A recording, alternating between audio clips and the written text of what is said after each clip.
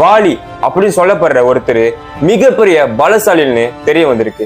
அப்போ அவரு கூட போரிடணும்னு சொல்லி வாலிய போருக்கு கூப்பிட்டு.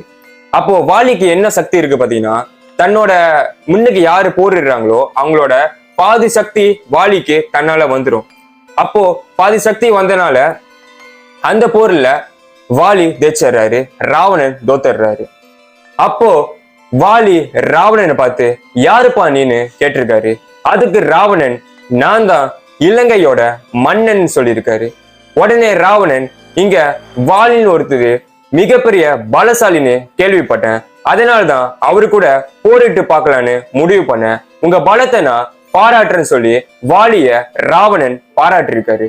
உடனே வாலியும் ஒரு வீரனுக்கு அழகே தன்னை விட யாராவது ஒருத்தன் பலமா இருந்தானா அவனை பாராட்டுறதான்னு சொல்லி அவருமே ராவணனை பாராட்டி